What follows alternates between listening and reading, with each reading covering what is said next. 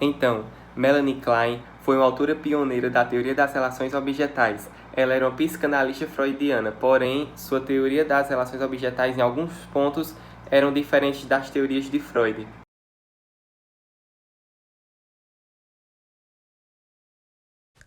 A abordagem de Klein difere da de Freud em 3 pontos. Ela dá ênfase menor aos impulsos biológicos, destaca a intimidade e cuidado com a mãe, diferente de Freud, que destaca a figura paterna, e a busca por contato e relacionamento é a motivação do comportamento humano para Klein. Bom, sobre as relações objetais, elas são basicamente relações que as crianças estabelecem com alguns objetos que possam lhe dar satisfações ou suprir suas necessidades.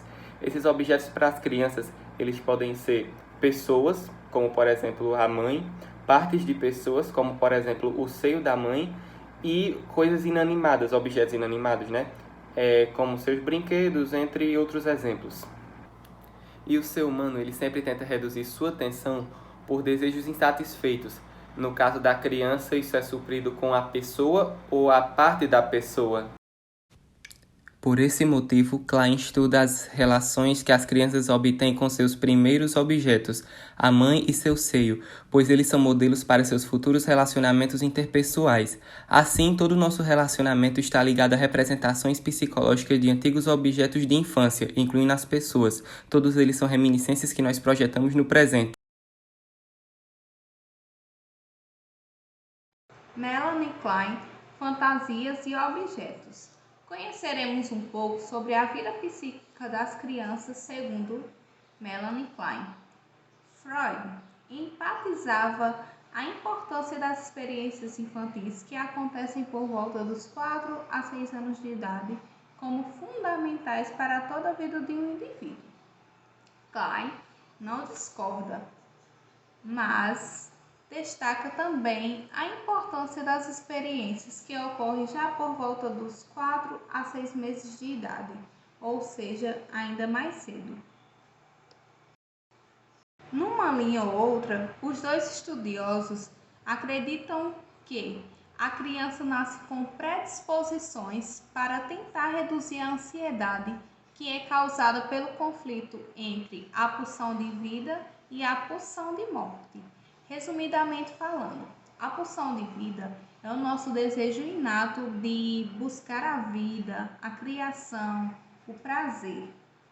Já a pulsão de morte é o nosso desejo de buscar a morte, o isolamento e destruição.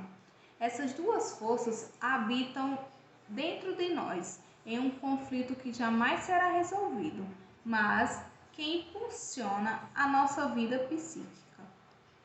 Fantasias. Klein afirma que já chegamos predispostos a aliviar a ansiedade, que resulta do conflito entre as pulsões de vida e de morte. Para agir e reagir, indica que nós já nascemos com certos conteúdos psíquicos, que são os conteúdos primitivos herdados de gerações passadas através do inconsciente, uma posição também defendida por Freud. Esse conteúdo psíquico, segundo Klein, faz com que o recém-nascido tenha uma vida repleta de fantasias, mas é importante não confundir essas fantasias com aquelas das crianças mais velhas. As fantasias dos bebês estão totalmente baseadas no conteúdo primitivo do inconsciente, que são imagens e noções muito básicas de bom ou ruim. Para um bebê, a sensação de estômago cheio é sentido como algo bom. Já o estômago vazio é algo ruim. O bebê que adormece chupando o dedo pode estar fantasiando que suga o seio da sua mãe. Já o bebê com fome chora e chuta, pode estar fantasiando que chuta o seio malvado que não o alimenta, certo? Na medida que cada criança amadurece, as fantasias inconscientes relacionadas ao seio materno continuam exercendo influência sobre ela. Objetos. Segundo Klein, o bebê se relaciona com os objetos externos, tanto de forma fantasiosa, imaginativa, quanto de forma real. O primeiro objeto, normalmente, é o seio que alimenta a criança, mas logo surge também o interesse por outras partes da figura materna, certo? Como, por exemplo, o rosto e as mãos, que atendem também às suas necessidades. Os bebês internalizam ou introjetam em sua estrutura psíquica esses objetos externos, certo? Os objetos introjetados não são apenas pensamentos sobre as coisas que estão do lado de fora, certo? São fantasias ativas de que os objetos estão de fato dentro dela própria. Assim como para nós adultos, as características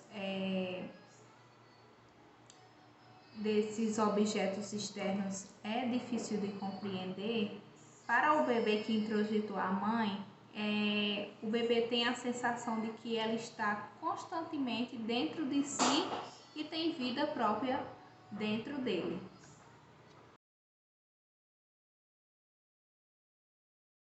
Bom, sobre o ego. Para Freud, ele está conosco desde que nascemos, só que até os 3, 4 anos de idade ele não oferece nenhuma função complexa. Por isso, para Freud, a criança mais nova, antes dos 3, 4 anos, é dominada pelo id. Já para Melanie Klein, ela ignora o id e diz que o ego para a criança se desenvolve muito mais cedo do que Freud diz.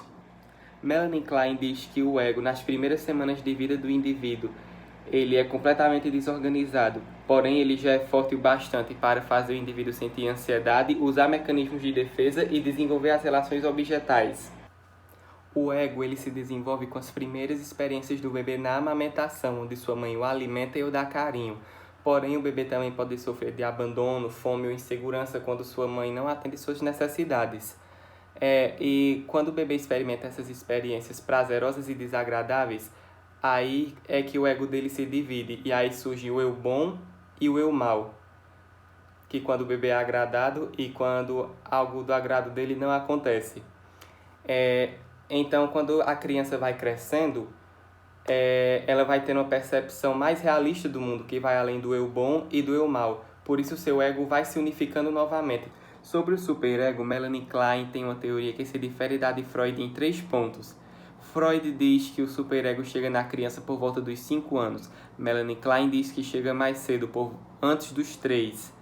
Melanie Klein também diz que o superego não é uma superação do complexo de Édipo. E para Melanie Klein, o superego também é muito mais duro e cruel do que o que Freud diz. O superego comporta o ego ideal, que gera os sentimentos de inferioridade, e a consciência, que gera os sentimentos de culpa. Melanie Klein concorda com Freud nesse ponto sobre as crianças mais velhas, porém, quando se trata de crianças pequenas, é gerado terror no lugar de culpa. As crianças pequenas têm medo de serem cortadas, dilaceradas ou até devoradas, tudo que foge do normal. Isso porque são desejos destrutivos das crianças que estão ligados às suas frustrações nas relações objetais. Todos esses medos da criança são sentidos com bastante ansiedade, e para lidar com essa ansiedade, o ego mobiliza pulsão de vida e pulsão de morte, ou seja, energia criadora e energia destrutiva. E esse conflito é o que dá origem ao superego. O superego desse tipo, na vida adulta, pode ser responsável por práticas antissociais e criminosas. Porém, para quem se desenvolve normalmente, o superego dos 5 a 6 anos de idade passa a ser como uma consciência mais realista. Melanie Klein morreu em 1960 depois de ter contribuído muito para os estudos psicanalíticos, e mesmo sendo classificada como psicoterapeuta pós-freudiana, Melanie foi capaz de evidenciar questões acerca da mente infantil, mesmo Freud não dando tanta importância para essa questão.